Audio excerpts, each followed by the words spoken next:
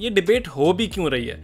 क्योंकि मेरे जहन के अंदर article 243, 44 and 245 of the constitution of Pakistan आता है। मतलब looking at it from a constitutional lens, ये सारी चीज़ें तो हैं ही गैर आईनी। आप तो ये काम कर ही नहीं सकते। क्या आज के पाकिस्तान में आपके ख्याल में कॉन्स्टिट्यूशन चल रहा है आपका? बिल्कुल नहीं चल रहा।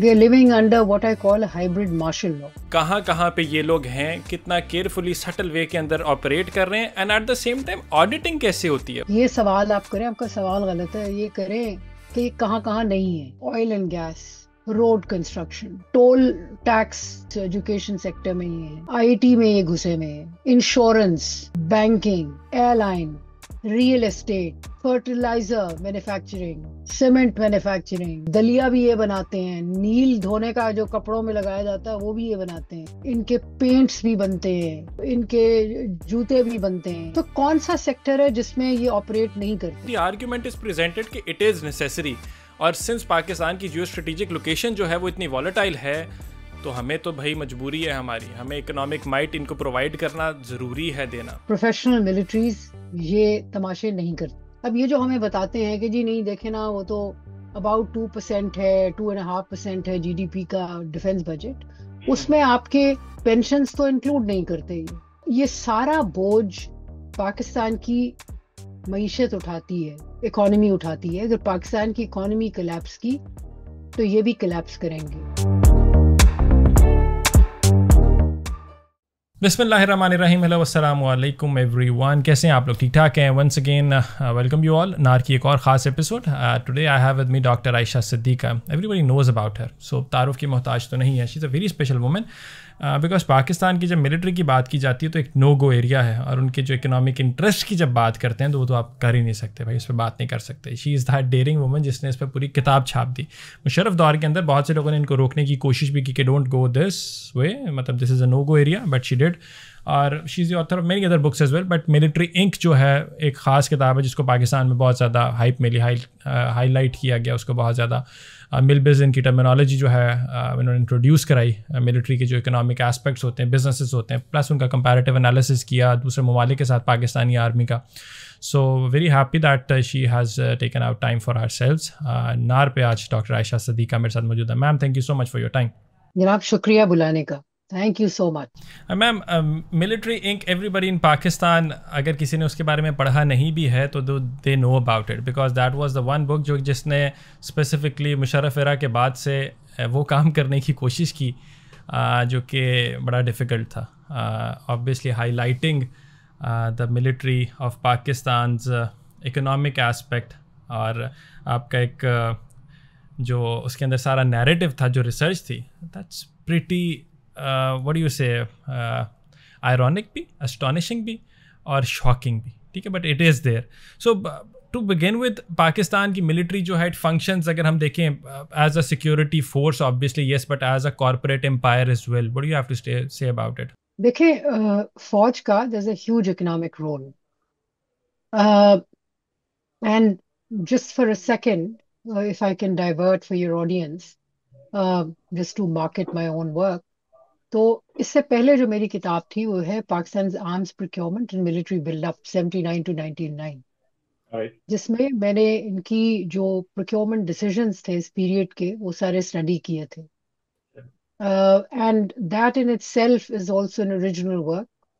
Partly it came out of my PhD, but partly इसको मैंने बाद में कंप्लीट किया था, और उसमें कैसे डिसीजंस होती हैं, स्ट्रक्चर क्या है, जो कि आज तक किसी ने इतना स्ट्रक्चरली देखा नहीं, वो किया था। अब आपके सवाल की तरफ आती है। देखिए, फौज का जो इशू है वो ये कि तीन आपके जो सेक्टर्स ऑफ इकोनॉमी हैं, agriculture, manufacturing and service industry, तीनों में मौजूद है। फिर in formal, informal, legal, again तीन टीयर्स ऑफ इकोनॉमी। फिर तीन इनकी स्ट्रक्चरली इनकी प्रेजेंस है, इंस्टीट्यूशनली, सब इंस्टीट्यूशनली जिसमें इनके वेलफेयर ऑर्गेनाइजेशंस आ जाती हैं, और तीसरा इंडिविजुअल लेवल पे। तो पेनिट्रेशन जो है वो खासी है, एंड देयरफॉर मतलब कि ये बड़े फख्र से कहते हैं कि जी हम one of the largest tax paying groups वगैरह। उसकी भी अपनी एक कहानी है कि टैक्स जो है वो टोटल ग्रुप जो है वो नहीं दे रहा, ये नहीं कि सारे अपने ऑपरेशंस पे टैक्स दे रहे हैं। और दूसरी बात ये है कि इमरान खान की गवर्नमेंट ने जाते जाते इनको वैसे भी टैक्स एग्जेम्पशन दे दी थी। तो ये अपने आप को आईएमएफ की सब्सिडी से भी बचा लेते हैं, मतलब कि और जगहों पे तो सब्सिडीज बंद हैं, लेकिन यहाँ ये धौंस से अपनी ये सब्सिडी जो है वो बरकरार है। ऐसे ही, बट इट वाज, जी जी, it was post Imran Khan ज़रा दैट डीजी साहब ने अपने प्रेशर में कहा था कि we are the largest tax paying group, और फातिम अपना फौजी फर्टिलाइजर का भी उन्होंने एग्जांपल कोट किया था। देखिए, वो उससे पहले भी कर चुके हैं, मतलब कि ये अपने जो किराए के दानिश्वर हैं उनसे लिखवाते भी रहे हैं। एक जमाने में वो फरूख सलीम साहब ने भी बड़ा आर्टिकल लिखा था कि जनाब ये तो बड़ा टैक्स पेइंग ग्रुप है। और डिफेंस बजट जो है, अक्सर ये भी लिखाते रहते हैं कि जी डिफेंस बजट जो है वो बहुत थोड़ा परसेंटेज है अब तो जीडीपी का, वगैरह वगैरह। तो दोनों आर्ग्यूमेंट्स प्रॉब्लमेटिक हैं। टैक्स फौजी फाउंडेशन देता है, लेकिन उसके बहुत सारे ऑपरेशंस नहीं देते। और इन्होंने बहुत सारे ऑपरेशंस जो हैं, आर्मी वेलफेयर ट्रस्ट, फौजी फाउंडेशन, इन्होंने प्राइवेटाइज भी कर रखे हैं। मतलब कि आप ऑयल एंड गैस सेक्टर में जाएं या एनएलसी की तरफ जाएं तो बहुत सारे इनकी जो और कंपनीज हैं, शेल कंपनीज बना रखी हैं, वो बिल्कुल ही प्राइवेट नेम से हैं, इनके स्ट्रक्चर के अंदर आती हैं। तो उनके टैक्सेस जाते हैं, कैसे जाते हैं, वो हमें नहीं पता। जो ये सबमिट कराते हैं अपनी बैलेंस शीट, वो सिर्फ कराते हैं फौजी फाउंडेशन करवाता है, आर्मी वेलफेयर ट्रस्ट नहीं करवाता, अ, बहरिया नहीं करवाता। दे नॉट, ये सिक्योरिटी एक्सचेंज कमीशन के पास इनकी बुक्स जो हैं वो सालाना नहीं सबमिट होती। अ, और देखिए, बात यह है कि जो मेरा सारा जिसे कहते हैं सवाल था वो ये था, और मैंने कोई इन पे कोई इनकी ना दुश्मनी में लिखी थी हम्म। ना किसी तनाजे में, सिर्फ देखना चाहा था कि जब एक पॉलिटिकली पावरफुल मिलिट्री, एक पावरफुल इंस्टीट्यूशन है दुनिया में हर जगह, बहुत एब्सोल्युटली। सारे, मैंने इसको कंपेयर किया था बहुत सारी और फौजों के अफवाज के साथ।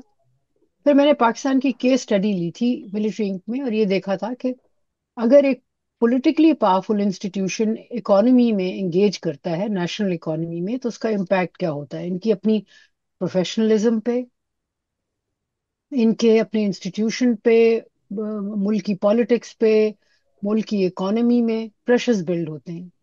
और जो सामने वाजे चीज आई थी वो ये था कि बड़े बड़े प्राइवेट सेक्टर के ग्रुप्स जो थे, रोड कंस्ट्रक्शन के, हैवी कंस्ट्रक्शन में भी थे, ट्रांसपोर्ट में और बहुत सारी उसमें, वो निकल गए। दे क्राउडेड आउट, एक क्राउडिंग आउट इफेक्ट होता है इनके होने से। क्योंकि जब इनको ठेके मिलते हैं, एफडब्ल्यूओ को मसलन ठेके मिलते हैं, तो कोई बिड्स कॉल नहीं होती। ठीक है। आ, हमारी यही असेसमेंट है कि जनाब इनकी क्वालिटी बेहतर है, लेकिन हमने देखा कि कराची में इन्होंने जो पुल एक बनाया था, वो पुल गिरा जिसमें लोग मरे भी। ये मेरे ख्याल में 2000, ये 16-17 की शायद बात है। और बड़ी मेन जगह पे वो ब्रिज था, और उसको जो उसको उसकी एनालिसिस के लिए जिसका जिम्मा दिया वो एनएलसी को दिया, या one of the two, NLC ने बनाया, एफडब्ल्यू को दिया, अभी भूल रहा है। सो ठीक है। इनकी क्वालिटी के भी इश्यूज हैं, मतलब कि अगर ये कहते हैं कि जी प्राइवेट सेक्टर पाकिस्तान की बेईमान है और हम दिल लगा के काम करते हैं, तो इनके यहाँ भी वो इलीगैलिटी है ऑफ ऑपरेशंस। सो असेसमेंट की बहुत जरूरत है। और अगर आप इनसे बात करें ना, अक्सर फौजियों से, तो वो कहते हैं जी नहीं नहीं, हम बड़े नेकपाक हैं, बड़ी कोई मिलिट्री में करप्शन नहीं है, अल्लाह अल्लाह तौबा करें। ये उन सेक्टर्स में, उन एरियाज में हमारे यहाँ आ जाती है जहां फौजियों का सिविलियन के साथ टाकरा होता है। मसलन कहते हैं जो एमईएस है, मिलिट्री इलेक्ट्रिसिटी सप्लाई, चूंकि वहां कंटोनमेंट्स में बहुत सारे कंटोनमेंट्स जो हैं अब, सिविलियन बड़े कंटोनमेंट्स तो सारे सिविलियन एरियाज हैं, हम्म। इनके कंट्रोल में है, लेकिन सिविलियन एरियाज हैं। कराची ले लें, अ, ये ले लें, आपका पिंडी ले लें, लाहौर ले लें। लाहौर तो हार्डली जिसे कहते हैं जो है कंटोनमेंट है, मिलिट्री कंटोनमेंट है, कंट्रोल इनका है। तो अब वो कहते हैं जी उन एरियाज में जहाँ सप्लाई डिपोज, मैंने काम भी किया है, मिलिट्री अकाउंट्स में भी काम किया है और देखा है कि करप्शन मेडिकल सप्लाई में बहुत होती है, जहां भी प्रोक्योरमेंट इनकी आती है बिल्कुल होती है। लेकिन खैर, इनका ये है कि जी जहाँ सिविलियंस के साथ होता है वहां हमारे यहाँ करप्शन होती है। तो बात यह है कि असेसमेंट की तो बहुत जरूरत है ना, और ये इतना बड़ा इंस्टीट्यूशन जो इतने रिसोर्सेज ले रहा हो, उसकी अकाउंटेबिलिटी या उसकी पूछना उसको कि ये क्या इम्पैक्ट होगा, वो बहुत जरूरी है। और इस सवाल के जवाब में मैं निकली थी। इन्होंने किताब की मशहूरी बहुत कर दी, इनकी बड़ी मेहरबानी। उनकी मेहरबानी अक्सर कर जाते हैं ऐसी चीज़ें। लेकिन मेरा इसके अंदर ये सारी डिबेट के अंदर ना सबसे पहले जो मेरे जहन के अंदर चीज़ आ रही थी कि ये डिबेट हो भी क्यों रही है, क्योंकि मेरे जहन के अंदर article 243, 44 and 245 of the constitution of Pakistan आता है।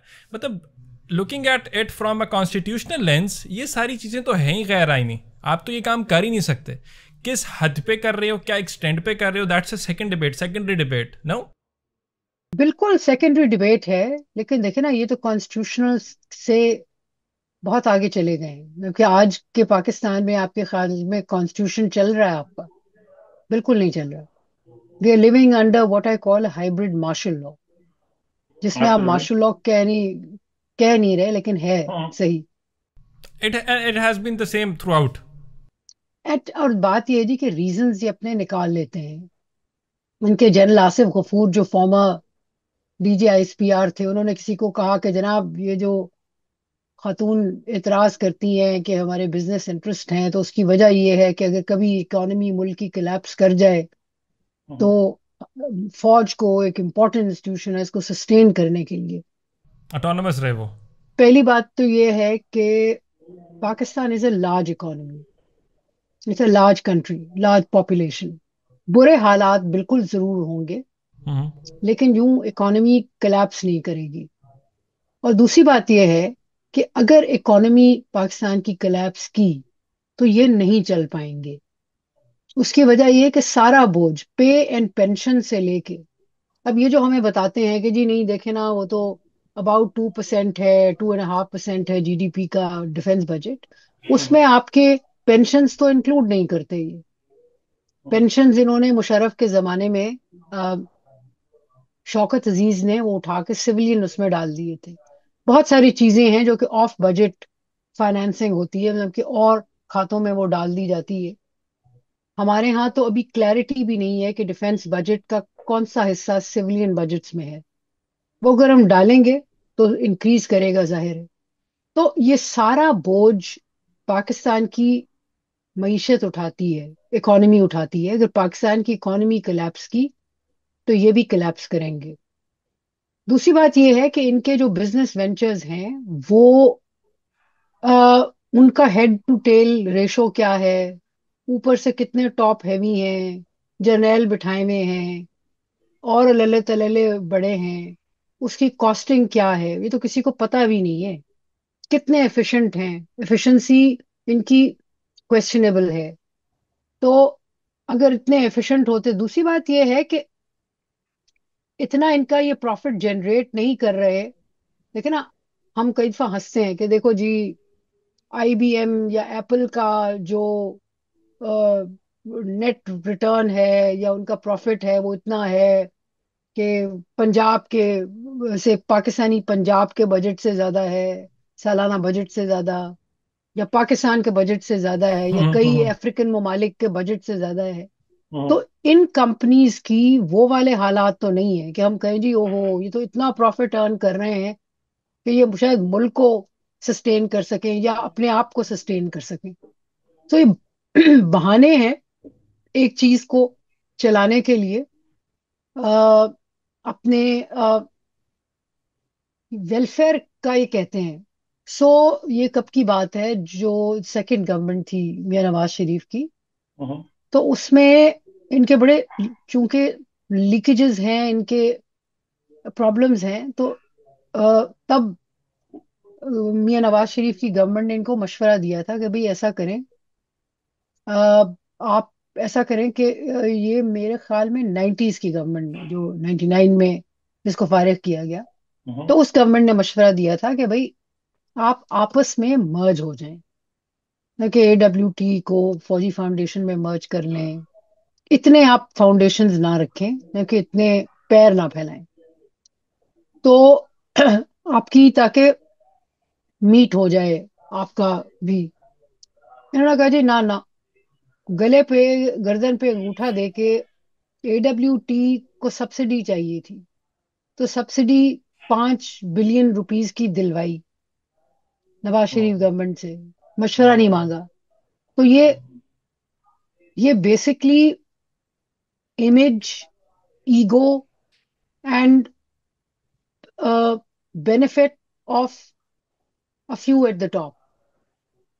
और मेरी थ्योरेटिकल फ्रेमवर्क यही है कि दुनिया में ये जहां भी हो रही है, मिलबिज जो है, जो टर्म मैंने कॉइन की थी, मिलबिज, इसका मसला ही यही है कि ये कहाँ वेलफेयर ऑफ द सोल्जर और ट्रुप जाता है, लेकिन एक्चुअली ये अल्टीमेटली ग्रेविटेट करती है towards benefiting few at the top. और ये इसका भी मसला, हमारे यहाँ भी यही मसला है।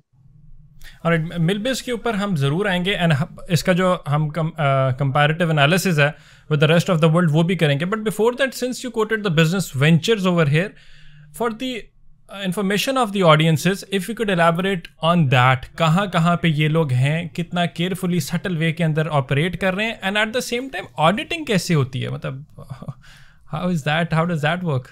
देखें, ये सवाल आप करें, आपका सवाल गलत है। ये करें कि कहाँ कहाँ नहीं है, है ना? Dairy farms, right. फार्म्स, ठीक। मैं कुछ और सी मिसाल देती हूँ। उकाड़ा के पास रेनाला खुर्द में एक कंटेस्टेड जमीन थी। ठीक है. एक अंग्रेज खातून थी जिनको पार्टीशन से पहले, जिसे कहते हैं वो जो घोड़ी पाल मुरब्बे दिए जाते हैं थे, वो ठीक उनको है. मिले। उनके थी, वो करती रही, पाकिस्तान में रही, गई नहीं। 6-7 हजार एकड़ का फार्म था। आई थिंक कोर्ट में केस भी हुआ, कोर्ट में अ, कुछ उनको रिलीफ भी दिया, लेकिन भुट्टो साहब, उसके बाद जिया साहब के जमाने तक इन्होंने जबरदस्ती ओवरटर्न कर लिया, लेकिन वो बैठी रही। तो ये मैं आपको बात बता रही हूँ 2011-12 की। और वो वहीं फौत हुई, वहां दफन हुई। उनका घर फाइनली आर्मी ने, पंजाब ने, गवर्नमेंट ने अप्रोप्रिएट किया। लेकिन वो पंजाब गवर्नमेंट से कब्जा किसने किया? आर्मी ने। क्योंकि आर्मी की यूनिट भी साथ बैठी हुई थी, उनने कब्जा कर लिया उस जमीन पे। सो खेती, यानी कि एग्रीकल्चर में ये घुसे हुए हैं विदाउट अंडरस्टैंडिंग एग्रीकल्चर। बिकॉज हमारी एक ट्रेजिडी ये है कि जो मोस्टली आपकी फौज के डिसीजन मेकर्स हैं, वो उन इलाकों से आते हैं जो कि नॉर्थ एंड सेंट्रल पंजाब, जो कि एग्रीकल्चर एरियाज नहीं है। तो ये एग्रीकल्चर लॉजिकल। में घुसते हैं। फिर आप देखें oil and gas, road construction, बड़ी हैवी कंस्ट्रक्शन जो है, ब्रिजेस वगैरह ये करते हैं। टोल टैक्स जो है वो ये लेते हैं। फिर आपका स्कूल इनके चल रहे हैं, इनके कॉलेजेस, इनकी यूनिवर्सिटीज, एजुकेशन सेक्टर में ये हैं। IT में ये घुसे हुए हैं। Insurance, banking, airline, real estate, fertiliser manufacturing, cement manufacturing, दलिया भी ये बनाते हैं। नील धोने का जो कपड़ों में लगाया जाता है वो भी ये बनाते हैं। ठीक है। और क्या रह गया, इनकी बेकरियां भी चलती हैं, इनके पेंट्स भी बनते हैं, इनके जूते भी बनते हैं। सो कौन सा सेक्टर है जिसमें ये ऑपरेट नहीं करते? मतलब ये कि किसी को एक ब्राइट आइडिया आ जाता है और वो कहते हैं जी चलो इस तरफ चलो। सो बहुत सारे प्राइवेट सिक्योरिटी जो है वो जाहिर है उसमें भी है। So a lot of areas. Entertainment तो आपने इतना इंपॉर्टेंट तरीन एस्पेक्ट तो इग्नोर ही कर दिया आपने। अवेयरनेस तो असल वहां से आ रही है। रेडियो पाकिस्तान के बाद जो सबसे बड़ा नेटवर्क है एफएम का, वो फौजी नेटवर्क है। फिर थिएटर में भी घुस गए हैं, फिल्म मेकिंग में भी घुस गए हैं, प्लेस भी बनाते हैं। सो नैरेटिव बिल्डिंग देखें, वो तो होता है, होगा। इजिप्शियन, ये अपने इजिप्शियन मिलिट्री में भी देखा कि वो भी एंटरटेनमेंट मीडिया वगैरह में घुसे, क्योंकि हम्म। नैरेटिव को ऐसे काबू ही है। करना जो है वो भी बड़ा इंपॉर्टेंट होता है। ऐसे ही है। And without any audit. देखें, ऑडिट, गवर्नमेंट ऑडिट इनका नहीं होता, क्योंकि उसका जवाब देते हैं कि ये हम तो जी प्राइवेट सेक्टर में है। क्योंकि जिन रूल्स के अंडर इन्होंने, कोई सोसाइटीज एक्ट, कोई इस किस्म के एक्ट्स के अंडर इन्होंने अपने वेलफेयर और इंस्टीट्यूशंस को रजिस्टर कराया है, तो इनका ऑडिट जो है एनएलसी का होता है। लेकिन कुछ एरियाज हैं, मसलन इनका जो सीक्रेट फंड होते हैं वो तो बिल्कुल ऑडिट हो ही नहीं सकते। सो लेकिन ये है कि ये जो है इनके फंड्स, ये जो चार मेजर फाउंडेशंस हैं, यानी कि फौजी फाउंडेशन जो कि ट्राई सर्विस है, फिर आर्मी वेलफेयर ट्रस्ट आर्मी के अंडर, शाहीन फाउंडेशन एयरफोर्स, बेरिया फाउंडेशन नेवी। तो ये कहते हैं जी हम तो प्राइवेट सेक्टर में हैं, बल्कि जनरल मोहम्मद अमजद जो कि फौजी फाउंडेशन के चेयरमैन भी थे, तो मुशर्रफ की गवर्नमेंट में जो पार्लियामेंट थी उसने उनको बुलाया था, तो उन्होंने इनकार कर दिया। उन्होंने कहा जनाब नहीं, मैं तो लायबल नहीं हूं to respond to the parliament. वो आए ही नहीं। यानी कि बिल्कुल इतनी दीदा दिलेरी से इसको तो बदतमीजी के जुमरे में आता है, तो वो नहीं आए। तो पार्लियामेंट को भी ये जवाब नहीं होते, पब्लिक सेक्टर का इनका ऑडिट नहीं होता।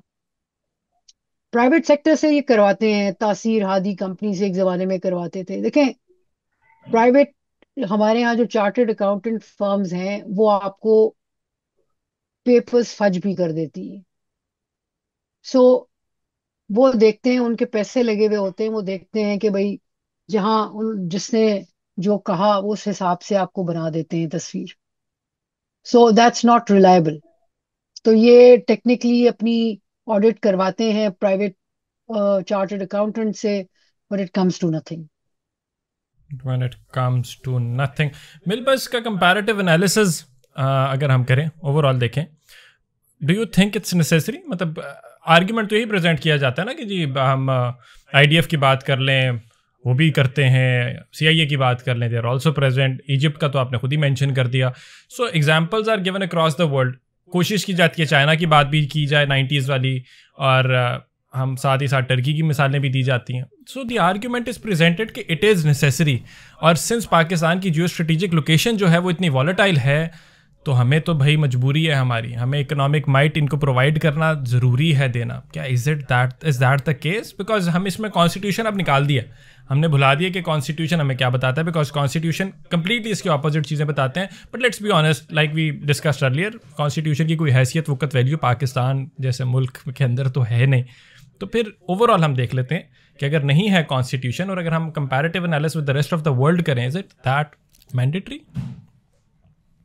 ये मैंडेटरी नहीं होता, लेकिन जिस वक्त बंदा एनालाइज कर रहा होता है तो देखता है। पहली बात तो ये है जी कि जिन मुल्कों के साथ हमारा बिल्कुल जोड़ बनता है ना, कि जिनमें हमारे जैसी हरकत हो रही हैं, तो वो कोई इतनी शानदार मुल्क नहीं है। इजिप्ट, म्यांमार, चाइना में एक जमाने में होता था, लेकिन 1997 में चाइना ने बैन लगा दिया। चाइना ने डिसइन्वेस्ट कर दिया, फौज को हुक्म दिया कि भाई बंद करो ये तमाशा, we want a professional military. Professional militaries ये तमाशे नहीं करती, बिकॉज इसमें वो इंसेंटिव का एक सिस्टम, एक ग्रीड का सिस्टम होता है मिलबिस के साथ, जिसमें कॉम्प्रोमाइज लोग करते हैं। देखिए सीधी सी बात है, मुझे अगर एवरेज जो आपका, देखिए आपकी बल्क फौज की जो है ना, वो रिटायर हो जाती है the rank of major when they're in the 40s। आगे चलें, आपका इट्स अ पिरामिड। टॉप पे जितने जाएंगे कम होता जाएगा। ठीक है, बल्क नीचे रिटायर हो जाता है, ऊपर आहिस्ता आहिस्ता जो जाता है पहुंच पाता है, और बेनिफिट्स कॉन्सेंट्रेटेड ऊपर ज्यादा होते हैं। हम्म, अब चक्कर ये है कि अगर मैं ऐसे मेजर हूं और मुझे है कि भाई मुझे ना, अब मैं रिटायर हो गया हूँ, हो गई हूँ, कोई नौकरी मिल जाए 3 साल और, तो अगेन मुझे ऊपर वाले की तरफ देखना है। फिर ये है कि अ, एक तो मैं भूल ही गई, मैं रियल एस्टेट का मैंने जिक्र किया कि डीएचएस एक बहुत बड़ा स्कैम है ना। How is that? जिस तरीके से ये जमीन एक्वायर करते हैं, ये कहते हैं जी हमको पैसे नहीं देते, लेकिन एक्चुअली ये अगर मेरी जमीन है, बहुत सारे इंस्टेंसेस हैं जिसमें इन्होंने जोर जबरदस्ती से भी जमीनें ली हैं। It's a big scam. Anyway, अब आप इसमें ये देखें कि अ, मुझे एक प्लॉट मिलना है, या मुझे हर, आपने कोर्स किया है, वॉर कोर्स किया है, कोई और कोर्स किया है, आपको एक प्लॉट मिलता है। जब आप कोर कमांडर हैं तो एक कोर कमांडर की एवरेज, उसने 3 साल एक कोर को कमांड करना है। Mhm. हर बड़े शहर में डीएचए है, और हर साल एक नया सेक्टर, उन 3 सालों में हर साल एक नया सेक्टर वहां निकलता है। हर सेक्टर में 2 कमर्शियल प्लॉट और 2 रेजिडेंशियल प्लॉट कोर कमांडर साहब को मुफ्त में मिलते हैं। तो आप उसकी वैल्यू आप ऐड करते जाए ना। तो अगर मैं मेजर जनरल हूं तो मैंने ऊपर देखना है कि भाई मेरी प्रमोशन हो जाए, मैंने ऊपर वाले की तरफ देखना है। मैं लेफ्टिनेंट जनरल हूं तो जाहिर है गेम और फर्क गेम है, मैंने फिर देखना है कि भाई बनी जाऊं चीफ, फिर तो दरिया, सारे दरियाओं के रुख मेरी तरफ होंगे। लेकिन वो जो बेनिफिट्स लेने के लिए आपको ऊपर देखना है, और ऊपर देखने में जो आप कॉम्प्रोमाइज करते हैं on your professional standards in lot of times. मैंने तो, मुझे कोई 1.5 साल मौका मिला नेवी नेवल हेडक्वार्टर्स में काम करने का, और अंदाजा ये हुआ कि आई थिंक बेस्ट ऑफिसर्स वो होते हैं जो कि जब तक वो फास्ट प्रमोशनल ट्रैक तक पहुंचते हैं, बहुत अच्छे अच्छे अफसर, बहुत अच्छे अच्छे अफसर। उसके बाद जब फास्ट प्रमोशनल ट्रैक में आप ऊपर देखना शुरू कर देते हैं, आप उस रेस में पड़ जाते हैं, और फिर उसमें आप कॉम्प्रोमाइजेस करते हैं। सो चाइना ने ये देखा कि भाई इससे इनकी प्रोफेशनलिज्म इफेक्ट हो रही है, उन्होंने कहा जी बंद करो ये तमाशा। देखें, आईडीएफ वगैरह की ये मिसाल लेते हैं, इजरायली डिफेंस फोर्स जो है वो इन तमाशों में नहीं है, वो है डिफेंस इंडस्ट्री में। डिफेंस इंडस्ट्री एक टोटली डिफरेंट फील्ड है, जिसमें वेस्टर्न ममालिक में प्राइवेट सेक्टर है, और आईडीएफ जो है वो उनका भी पब्लिक सेक्टर में है, हम भी पब्लिक सेक्टर में हैं, बट वो एक बिल्कुल डिफरेंट जॉनरा ऑफ इकोनॉमी होता है। मेरा आर्ग्यूमेंट ये है कि मिलबिज जहां भी दुनिया में हो रहा है, वो एक separate genre of military economy है, क्योंकि इसमें अकाउंटेबिलिटी जहां भी देखें, depending on where it's happening and nature of the system, accountability relatively कम है। मसलन अमेरिका वगैरह में, यूके में, जर्मनी, फ्रांस वगैरह, ये प्राइवेट सिक्योरिटी में है। तो प्राइवेट सिक्योरिटी फर्म्स हैं, और इसमें प्रॉब्लम ये है क्योंकि प्राइवेट सेक्टर है, उनका जाहिर है गवर्नमेंट ऑडिट नहीं होता, लेकिन वहां भी लीकेजेस हैं, और ये हर जहां भी ये मिलिट्री बिजनेस हो रही है, ये लीकेजेस होते हैं from public to private sector. America की मैं मिसाल दे दूं, जहां कॉन्स्टिट्यूशन भी चलता है और जहां सिस्टम्स हमसे बेहतर हैं। मसलन आप, मैं एक फौजी हैं, हमें गवर्नमेंट ने हम पे इन्वेस्टमेंट की, हमें ट्रेन किया, लाखों डॉलर लगा के एक रोल के लिए तैयार किया। तीसरे चौथे या पांचवें साल मैंने रिजाइन किया। आई टुक ऑल द ट्रेनिंग जिसमें गवर्नमेंट की इन्वेस्टमेंट हुई हुई है, टू द प्राइवेट सेक्टर। अब जब लोग कम हुए तो गवर्नमेंट ने कहा कि अच्छा, ये फलाने गेट की हिफाजत के लिए इस प्राइवेट सेक्टर कंपनी को दे दो। प्राइवेट सेक्टर कंपनी ने मुझे हायर किया, got lot more money from the government, and the government is now paying far more on security of that gate, which it was paying me. So it lost the money it spent on our training, and it's now spending more money. So there is double, जिसे कहते हैं ना, it's a double whammy. So leakages उस किस्म के उधर भी हैं, लेकिन ये वो स्ट्रक्चरल लीकेजेस हैं।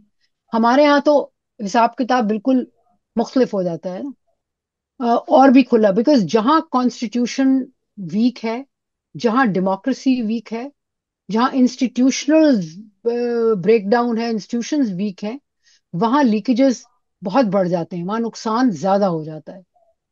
अमेरिका में जो फौज है वो फिर पिगी बैक करती है ऑन द प्राइवेट सेक्टर, क्योंकि प्राइवेट सेक्टर इनको पोच करता है, इनको लेके जाता है अफ्रीका में इधर उधर लड़वाने के लिए, गोल्ड माइंस और कॉपर माइंस और ये और वो, प्राइवेट सिक्योरिटी अफगानिस्तान में या कहीं और। सो ये वो है। आईडीएफ भी उसी खाते में आता है। ये अपने आप को फटाफट से ना सारी दुनिया के साथ कंपेयर कर लेते हैं, हालांकि नहीं कर सकते। हमारा सिलसिला जो है, वो हमारा जो मिलता है वो इन मुल्कों से मिलता है, इजिप्ट, म्यांमार, टर्की में। देखें, टर्की का economic pool, at least until recent, उनका इकोनॉमिक पूल बहुत बड़ा था, और वो वेलफेयर इंस्टीट्यूशंस हैं, जिसमें ओयाक, जो उनकी वेलफेयर फाउंडेशन है, तो उन्होंने वो तो इनके उनके साथ तो मेजर सब कॉन्ट्रैक्टर्स हैं, मतलब कि गाड़ियां बनाते हैं, यूरोपियन कार्स, ये वो। इकोनॉमी का पूल बड़ा है, लेकिन अगेन इट्स प्रॉब्लमैटिक। एंड हमने देखा कि ट्रेडिशनली आर्मी उनकी कितनी ताकतवर थी। ये तो पिछले, जिससे कहते हैं कि कोई 10-12 साल से उनके यहाँ शिफ्ट आया है, और ऐसा ऐसा आर्मी का रोल कम हो रहा है, लेकिन Oyak is now a company, like operating like any other. So इसलिए उसको वो कुछ छेड़ते छाड़ते नहीं है। और दूसरी बात ये है कि अभी भी वो एक डिपेंडेंसी जो है, पॉलिटिकल डिपेंडेंसी, कि आप you want to at least keep them silent, फौज को, इसलिए आप गवर्नमेंट जो है एर्दोगान की, वो उसको ज्यादा छेड़ नहीं रही। मैं समझती हूँ कि फौजियों का इकोनॉमी में कोई रोल नहीं होना चाहिए। देखें, सिंपल सी बात है, जब लोग फौज ज्वाइन करते हैं उनको पता होता है, या सिविल ब्यूरोक्रेसी, मैं आपको बताऊं, मैंने को 11 साल सिविल सर्विस में भी गुजारे हैं। तो अ, ऐसे बॉसेस के भी साथ काम किया है कि जो कि बड़े खाते पीते, हाजा मिन फजले रब्बी वाले थे। तो एक से तो मैंने मासूमाना सवाल भी कर लिया। क्या सवाल था? मैंने कहा जी, क्यों पैसे बनाते हैं? तो उन्होंने कहा कि देखो, मेरे खर्चे पूरे नहीं होते, मुझे इस सोसाइटी में रहना है, ये है वो है। तो अब बात यह है कि ये झूठ बोल रहे हैं लोग अपने आप के साथ।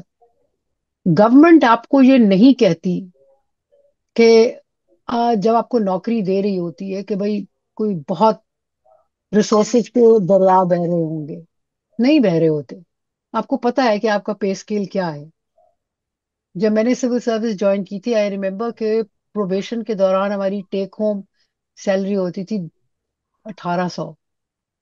ठीक है, एंड दिस वाज इन किस ईयर की बात है ये?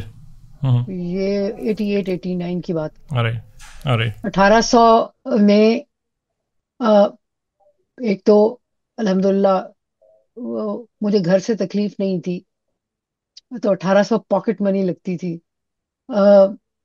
At best. बट जिनको बच्चे पालने थे, और हमारे बैच में ऐसे लोग भी थे जो कि जिनके शादीशुदा थे, बाल बच्चे थे, डॉक्टर थे, नौकरियां छोड़ के आए थे, से बेहतर कमा रहे थे। आ, सो मुझे अच्छी तरह याद है, मेरे पास एक यंगस्टर प्रोबेशनर, जो मैंने काम करना शुरू किया, तो एक दफा आया किसी काम से, उसने कहा जी अच्छा ये बताएं कि डिपार्टमेंट में अच्छी पोस्टिंग्स कौन सी हैं। तो मैंने कहा जनाब आपका क्राइटेरियन कुछ और हो सकता है, मेरा कुछ और हो सकता है, बताएं आपको क्या किस चीज की तलाश है। तो वो कहने लगे कि जी ऐसी जगह हो जहाँ मैं 10-11 बजे आराम से दफ्तर जाऊं तो बॉस पूछे ना ये। साथ ही उसने एक ऐसे डिपार्टमेंट का नाम लिया जिसमें मशहूर था कि पैसे हैं, वो कौन सा डिपार्टमेंट था? Works department. अरे, तो मैंने उसको हंस के कहा, मैंने कहा बात सुनो, अनारकली में छोले की छाबड़ी क्यों नहीं लगाते? तो उसने बड़ा गुस्से से देखा, उसने कहा जी आपको इज्जतदाराना काम की मुझे कहे ना। तो मैंने उसे कहा, मैंने कहा यार बात सुनो, अपने हाथ से कमाना मेरे ख्याल में ज्यादा इज्जतदारी है बजाय कि किसी के जेब में हाथ डाल के पैसे कमाना। तो आ, हमारे यहाँ एक ट्रेजिडी ये है, वो हम दूसरी तरफ चले गए, बट मसला हमारे यहाँ एक ये है कि जो रिस्पेक्ट ऑफ लेबर जो है ना, हम लेबर को, हाथ से कमाने को ऑनर नहीं करते। हमारे यहाँ जो मजदूर है, जो किसान है, जो कि खुद अपने हाथ से काम कर रहा है, वो उतनी बेइज्जती की बात है।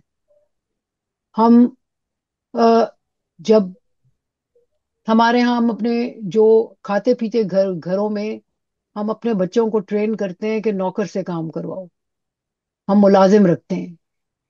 सो ये चीजें जो है ना हमारे यहाँ एक सोशो कल्चरल दिक्कतें हैं जो कि इनकरेज करती हैं करप्शन को और फाइनेंशियल मिसमैनेजमेंट को।